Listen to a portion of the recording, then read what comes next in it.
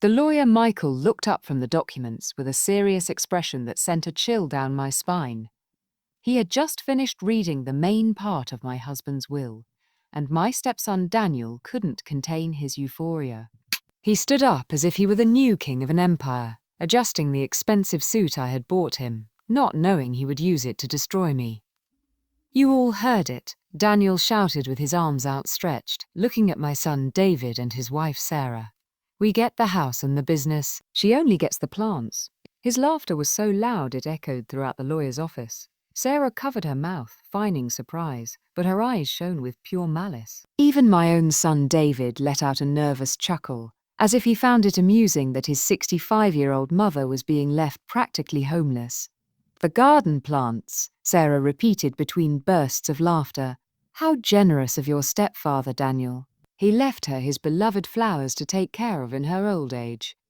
Everyone laughed as if it were the funniest joke in the world. I remained seated in silence, feeling tears welling up, but I refused to give them that satisfaction. Daniel approached my chair with that contemptuous smile I knew so well. "Oh, Emily, don't look so sad. At least you can sell some roses to buy bread." His comment provoked another wave of laughter. "Besides, it was about time someone young took over the business. You never understood any of it. You were always just the wife who served coffee to the customers." The lawyer Michael cleared his throat, and I noticed something strange in his expression. There was a tension in his eyes that wasn't there before. "Mr. Daniel," he said in a firm voice, "I'm afraid there's something important I must clarify before you continue celebrating." Daniel waved his hand dismissively. "What else could there be, Michael? We've heard everything. My father left me the hardware store, the 2 commercial properties and the family house. David gets the auto repair shop, and he pointed at me as if I were a stranger, gets her plants. It's all very clear and fair, considering we were always the ones who worked hard while she stayed home playing in the garden." Exactly. David chimed in for the first time, and his support for his stepbrother hurt more than any slap. Daniel and I were always in the business with Dad. She only took care of domestic things. His wife, Linda, nodded from her chair as if it were the most sensible opinion in the world. Sarah stood up and walked over to me with a fake smile. "Don't worry, Emily. I'm sure you'll find a tiny apartment where you can put your flower pots, maybe near the market, so you can sell your flowers on weekends." Her tone was so condescending, it made me clench my fists. "Ha! Selling flowers at the market." Daniel scoffed. "Perfect for a woman who never knew how to do anything but water plants and cook. At least she'll be useful for something for the first time in her life." The lawyer, Michael, slammed his desk firmly, interrupting the cruel laughter. "Enough." His voice cut through the air like a knife. "Before you continue with this celebration, I must inform you of some very important details that completely change the situation." Daniel looked at him with annoyance. "What details? You've already read the whole will. There's nothing more to discuss." His arrogance made me sick, but something in the lawyer's expression made me sit up straight in my chair. Michael opened another folder that he had kept closed this whole time.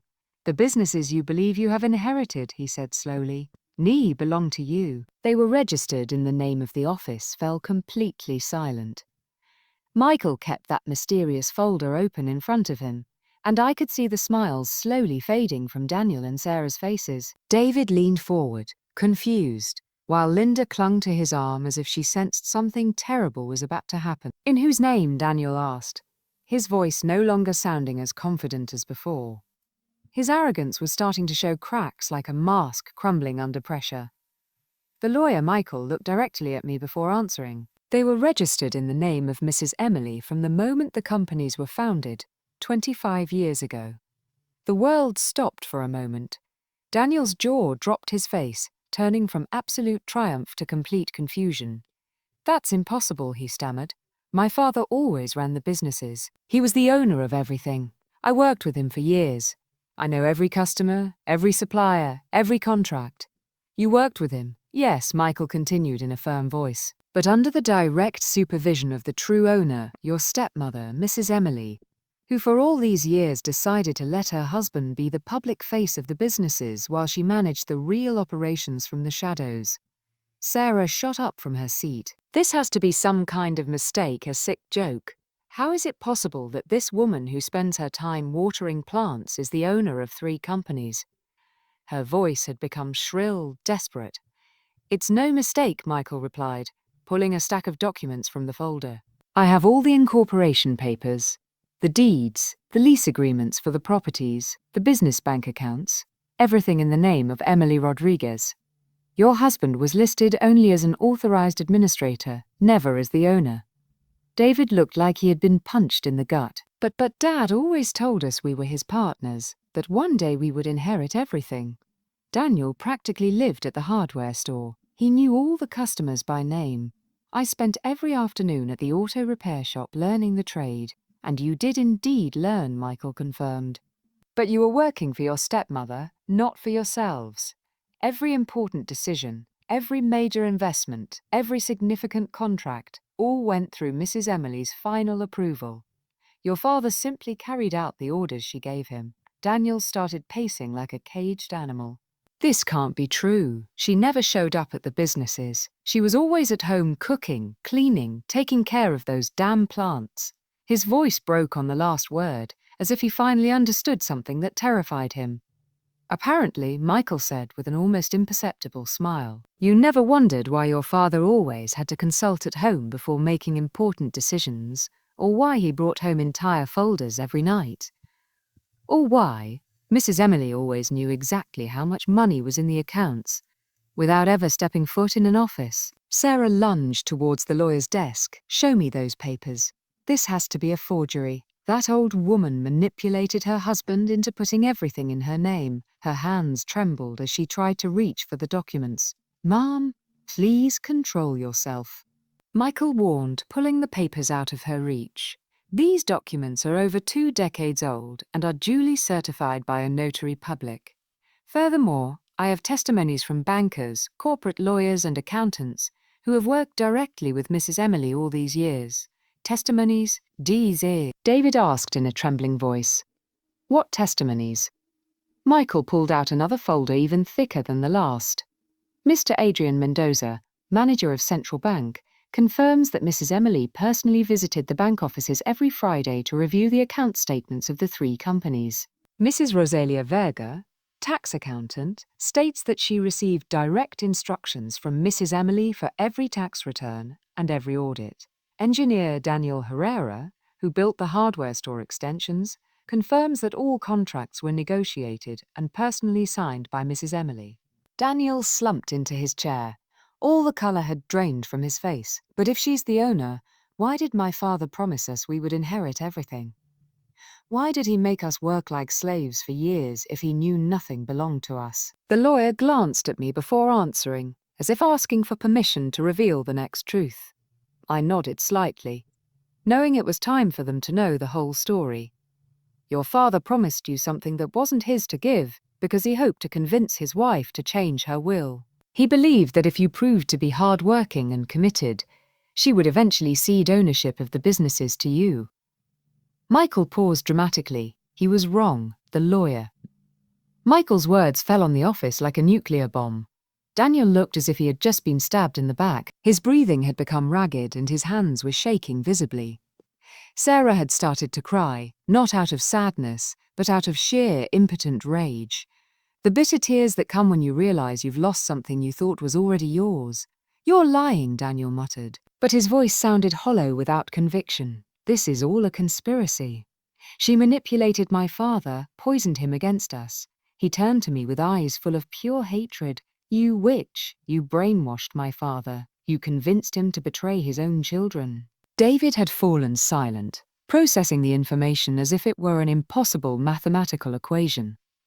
Linda watched him worriedly, probably mentally calculating how much money they had just lost. The silence stretched for long seconds until my son finally spoke. Mom, David said in a broken voice. Is this true? Are you really the owner of everything? His eyes begged me to say no, to say it was all a cruel joke, for things to go back to how he thought they were 5 minutes ago. For the first time in the entire meeting, I decided to speak. My voice came out firmer than I expected. weighted with 25 years of silent decisions and invisible sacrifices. It's true, David. It was always true. Daniel exploded like a volcano. Liar. If you were the owner, you would have been at the offices. You would have made the important decisions. You wouldn't have stayed at home like a servant. His face had turned red with anger, the veins in his neck bulging like taut ropes. You think I didn't make the important decisions? I asked with a calmness that surprised even me. Who do you think decided to hire Roberto as the foreman at the shop when you wanted to fire him? Who authorized the purchase of that new machinery for the hardware store last year? Who approved the pay raise for all employees in December?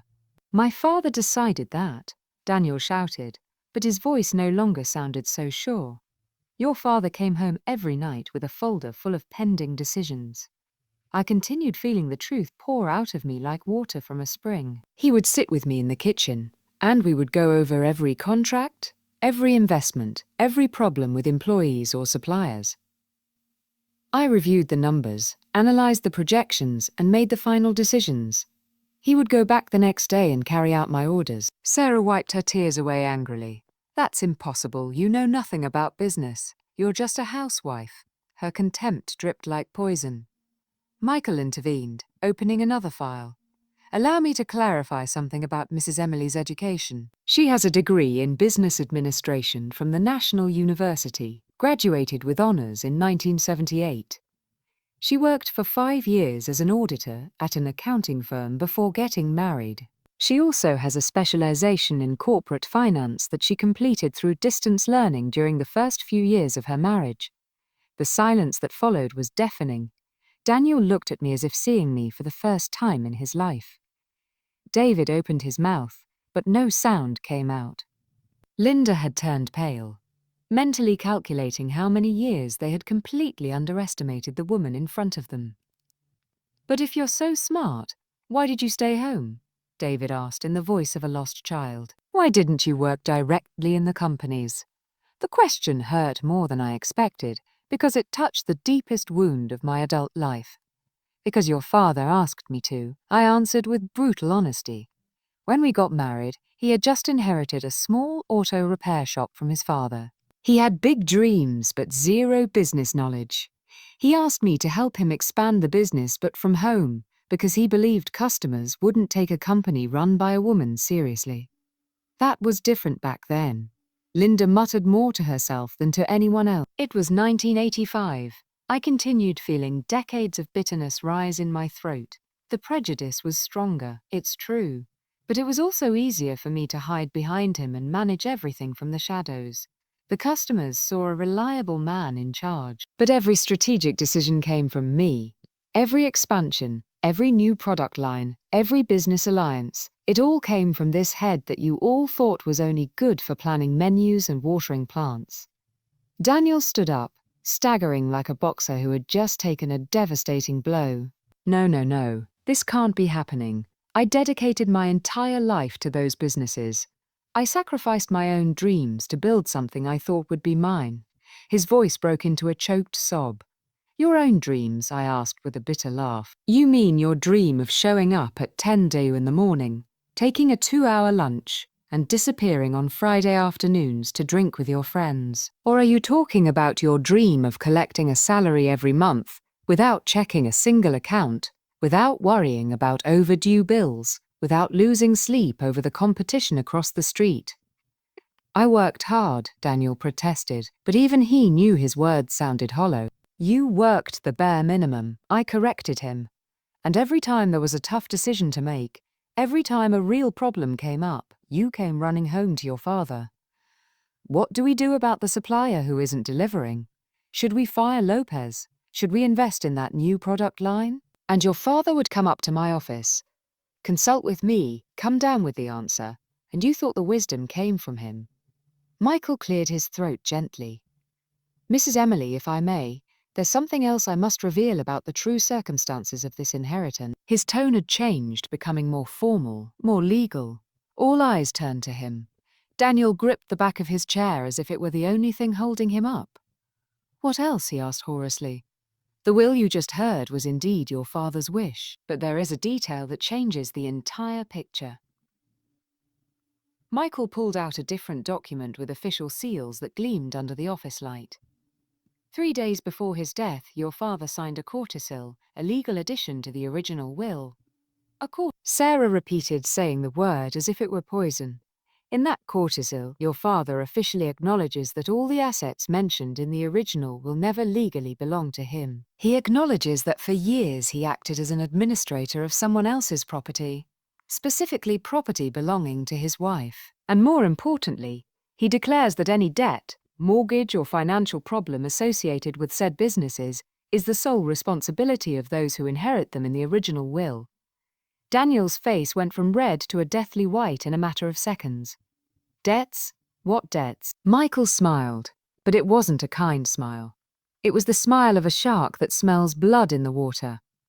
I'm glad you asked, Daniel, because it turns out there are a few outstanding accounts that you will have to personally assume. Michael opened a new folder. This one read, as if the color itself warned of the danger within. Daniel had gripped the edge of the desk, his knuckles white as paper, while Sarah looked like she was about to faint. David was looking back and forth between the lawyer and me, as if trying to understand a completely foreign language. The debts, Michael began in a measured voice, are all documented here. Let's start with the most recent ones. He pulled out a sheet with a bank letter head. Daniel, do you remember when you requested that $50,000 loan last year to modernize the hardware store? Daniel was speechless. Sarah looked at him with eyes of absolute panic. $50,000, she whispered. You told me it was only $10,000 for some new tools. The loan was approved using the hardware store as collateral. Michael continued relentlessly.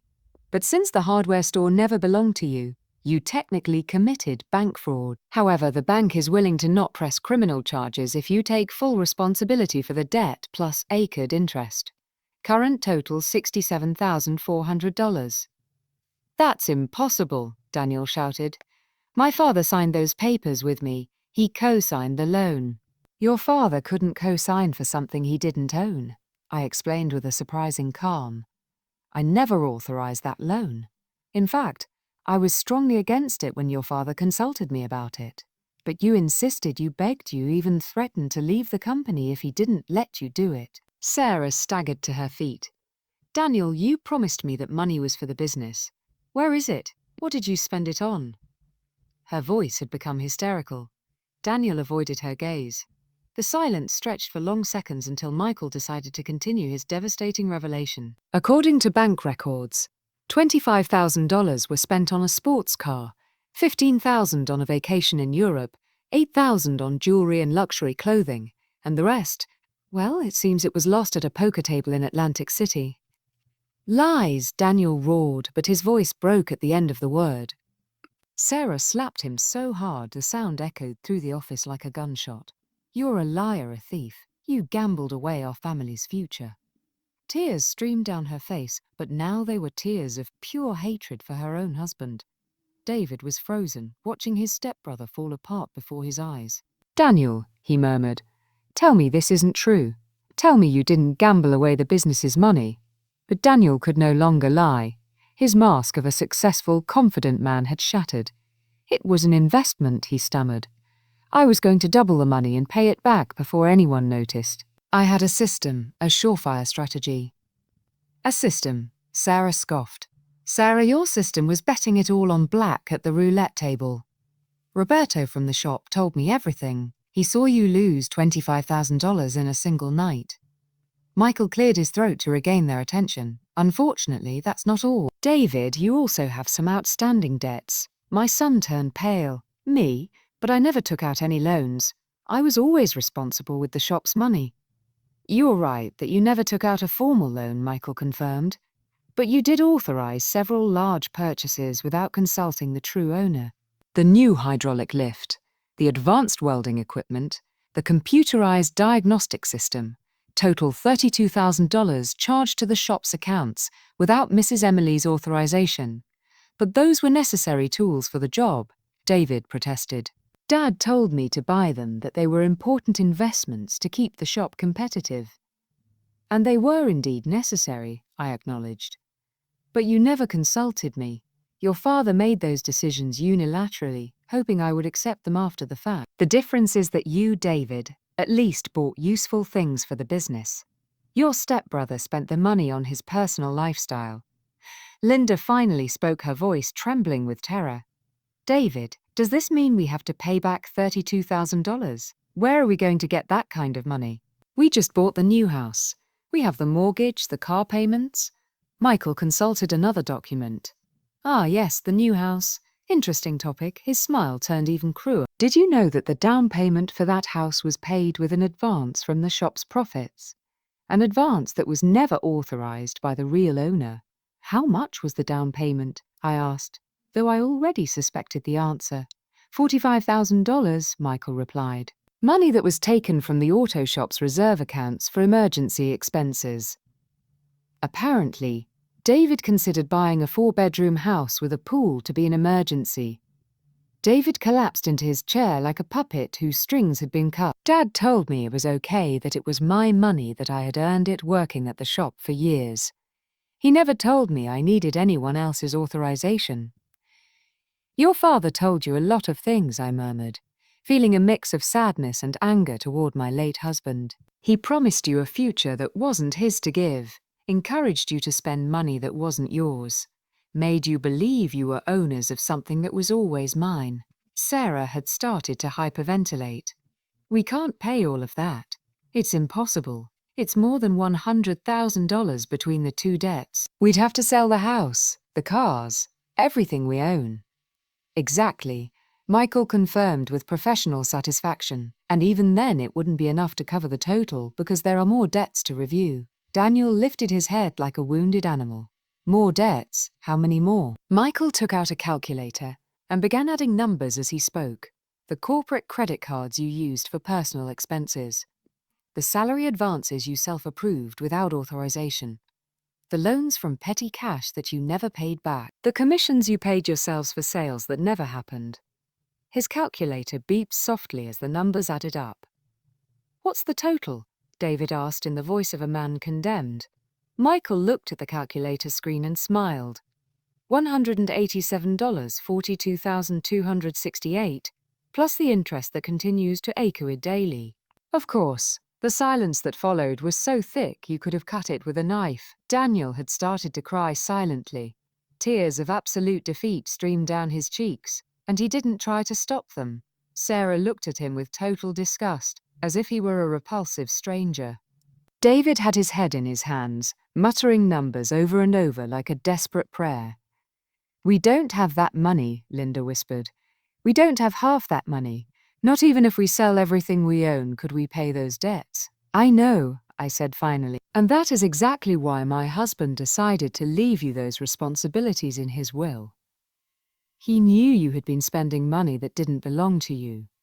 He knew you had irresponsibly accumulated debts, and he decided it was only fair that you face the consequences of your own actions. Michael closed the red folder with a sharp snap that sounded like a judge's gavel.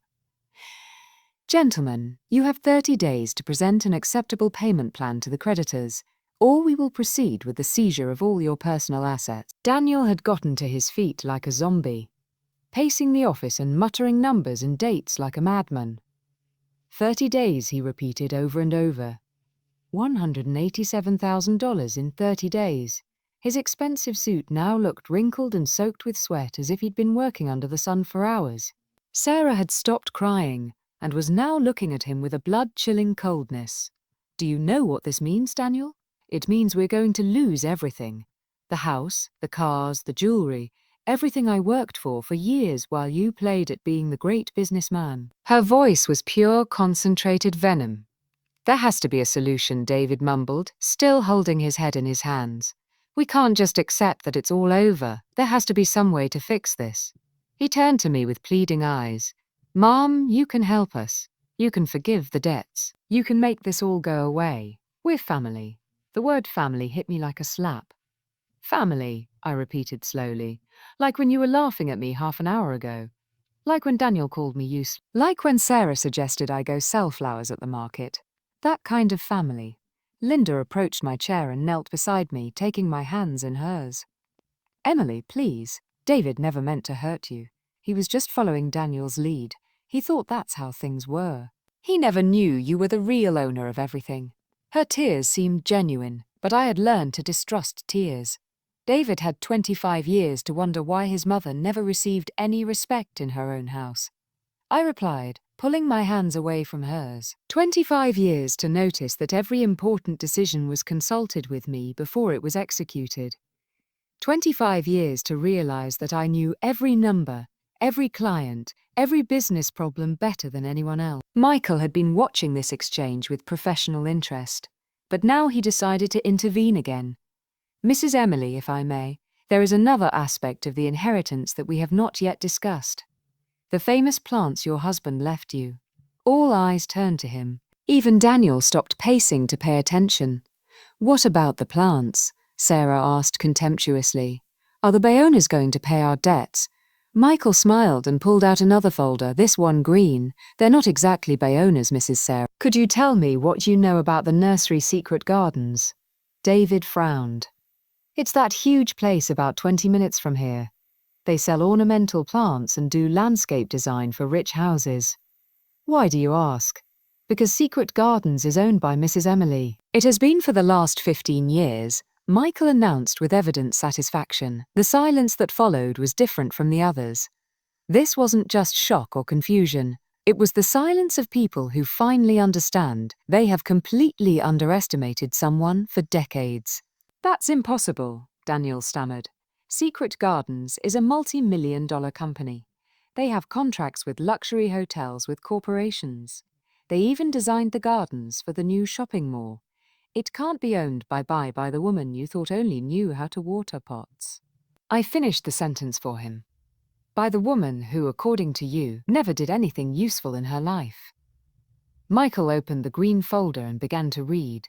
Secret Gardens was founded in 2009 by Mrs. Emily, initially as a small ornamental plant venture. For the first few years, it operated out of her own garden, selling flowers and decorative arrangements to neighbors and acquaintances. Gradually, she expanded the business, buying additional land hiring specialists in botany and landscaping and establishing contracts with international suppliers. Sarah had turned so pale she looked like a ghost. But how, when we never saw you leave the house to work on something like that? Because you never paid attention. I told them with a calmness that surprised me. You thought my morning walks were exercise for an old woman. You thought my gardening meetings with friends were just unimportant chats.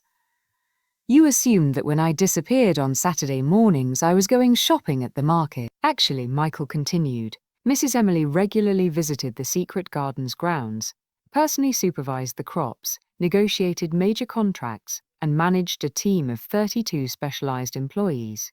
David's mouth was hanging open. 32 employees. But Mom, why did you never tell us? Why did you keep all this a secret?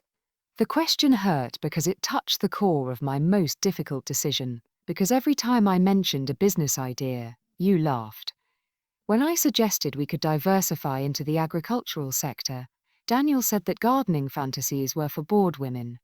When I proposed investing in landscape design, you, David, said that wasn't a serious job for someone my age. Linda had stood up and was now pacing nervously. How much is Secret Garden worth? Michael consulted another document. According to the most recent valuation conducted last month by an independent firm, the total value of the company, including land inventory, current contracts and projected future earnings, is approximately $2,400,000. Daniel collapsed into his chair as if he'd been shot. $2,400,000. He whispered, "Forded the chest he wore, prefers for my whole life working at the hardware store for a miserable salary. Going into debt to maintain a lifestyle I thought I deserved while she..." "Until you finish paying off the $50,000, I replied. "Considering you'll be earning minimum wage and have family expenses, I estimate it will be about 8 years. David's jaw dropped. 8 years earning minimum wage. But I have experience. I know how to run the auto shop. I can earn much more anywhere else. You can try, I said with a cruel smile. But I'll remind you that you have a $187,000 debt that will appear on your credit history. Do you think any employer will want to hire someone with that financial burden? Do you think any bank will give you a loan to start your own business? Michael had been taking meticulous notes. In fact, the outstanding debts have already been reported to the credit agencies. Your credit scores have dropped to levels that practically guarantee you won't be able to get a job in a position of financial responsibility. Daniel slumped back into his chair. You have us completely trapped, he muttered. We have no alternative. You have an alternative. I corrected him. You can refuse my offer and face the consequences of your debts alone. You can declare bankruptcy, lose all your possessions, and start from scratch with no help from anyone. It's your decision. Sarah had started crying again, but now they were tears of absolute defeat. And what's the third term? Because I'm sure there are more humiliating conditions waiting. There is indeed a third condition, I confirmed. For those 8 years, you will live in the house where I always lived. The house that you considered too modest for your high standards. You will sell your current houses. You will get rid of your luxury cars. You will cancel your memberships to exclusive clubs. Linda had turned pale. We're all going to live in the same house, the two families together. Exactly, I replied with satisfaction. You will experience what it means to live on a limited budget without unnecessary luxuries, depending on a single person for important decisions. You will understand how I felt for 25 years. David had stood up and was now hitting his forehead with the palm of his hand. This is a nightmare. It has to be a nightmare. This can't really be happening. It's very real, I assured him. And there is a fourth condition I haven't mentioned yet. Daniel lifted his head, his eyes bloodshot. A fourth condition? What more can you take from us? Our kidney. The fourth condition, I continued relentlessly, is that every day before you start work, you will report to my office and publicly apologize for every insult, every taunt, every moment of contempt you made me endure for all those years. Sarah stood up screaming. That's humiliating. That's cruel. You can't force us to do something like that. I'm not forcing you, I reminded her calmly. I'm offering you a chance to save yourselves from the financial disaster you created. If you prefer bankruptcy and total ruin, you are free to reject my terms. Michael cleared his throat. Mrs. Emily, are there any additional conditions I should include in the contract? Yes, I replied, savoring the final moment. The fifth and final condition is that every dollar you pay me during those 8 years will be considered a personal loan that I am granting you to save your financial life. When you finish paying off the reduced debt, you will owe me a favor equivalent to the total value of my help. David had sat down on the floor again, completely defeated. What kind of favor? The favor I deem appropriate at that time, I replied with a mysterious smile. It could be working for free in my companies for an additional year. It could be donating your time to charities of my choosing. It could simply be publicly acknowledging that a woman you despised saved you from total ruin. Daniel had started laughing hysterically, a bitter, desperate laugh. It's perfect, he muttered between laughs. It's absolutely perfect. The woman we thought was useless turns out to be smarter, richer, and more powerful than all of us combined. He doesn't deserve to grow up in poverty because of his parents' mistakes. He's not going to grow up in poverty, I reassured her. He's going to grow up in a family that finally understands the real value of money. He'll have parents who know what it means to work for every cent. He'll be much more fortunate than children who grow up believing everything should be handed to them on a silver platter. Daniel had been staring at Linda with a strange expression. How long have you known you were pregnant? He asked her. For 2 weeks, she admitted between sobs. I was going to tell David after the will reading when we thought we would be celebrating our new wealth. 2 minutes, I announced, checking my watch again. Sarah stood up abruptly and planted herself in front of me with her arms crossed. Fine, Emily, you win. I accept your humiliating conditions, but I want you to know that this will destroy any chance of us ever having a real relationship as a family. What relationship? I asked. The relationship where I only existed to serve you. Is that the relationship you think we're going to lose? Daniel had approached Michael's desk, visibly trembling. I accept too, he muttered. I accept all the conditions. I have no choice. Michael began to pull documents from another folder. Excellent. I have the contracts ready here. You just need to sign and you will be legally bound to comply with all the agreed upon terms. You already had the contracts ready? David asked in surprise. Mrs. Ely instructed me to prepare them last week, Michael confirmed with a smile.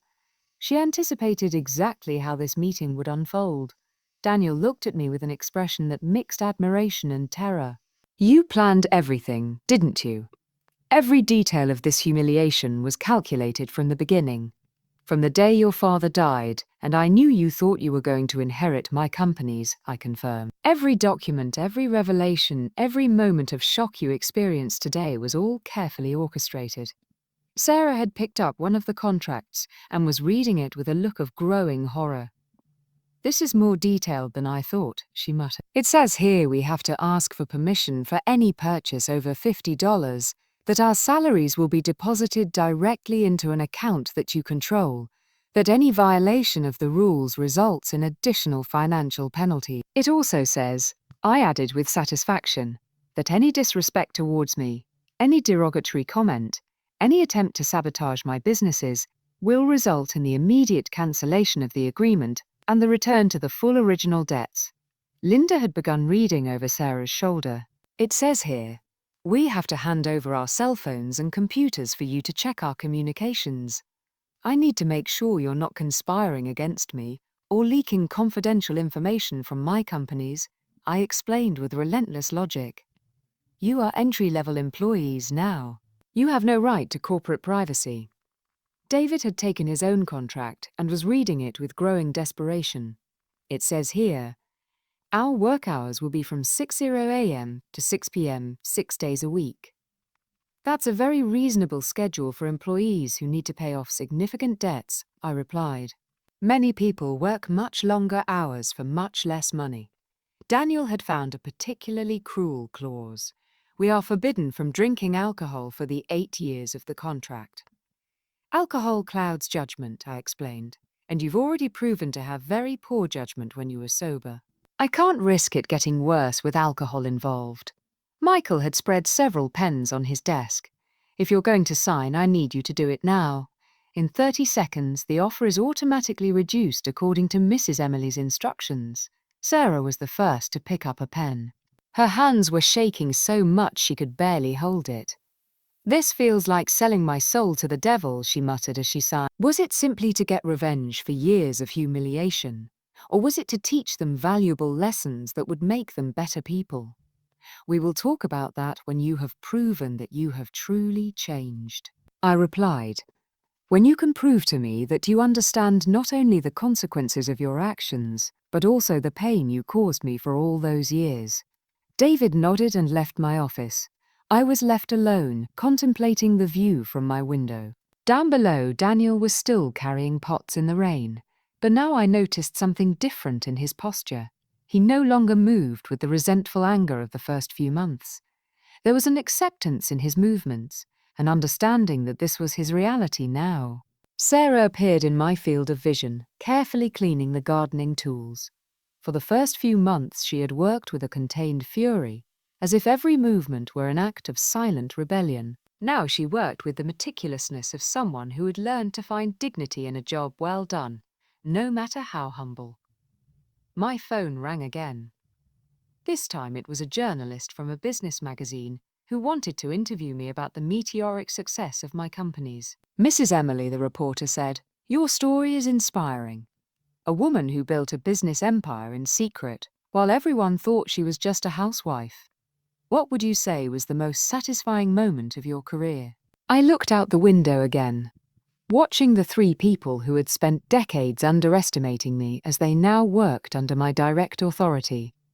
The most satisfying moment, I answered slowly, was when I was finally able to teach certain people the true value of respect. Not the respect born of fear or need, but the respect that comes when someone finally understands they completely underestimated the person right in front of them. When I finished the interview, I leaned back in my executive chair and smiled. The rain had stopped outside and a ray of sunlight illuminated the nursery where my new extended family was learning lessons they should have learned decades ago. Power, I discovered, wasn't about humiliating others. It was about teaching them to value what they never knew they had. And after 6 months, I was finally seeing the first signs that my most difficult students were beginning to understand the lesson.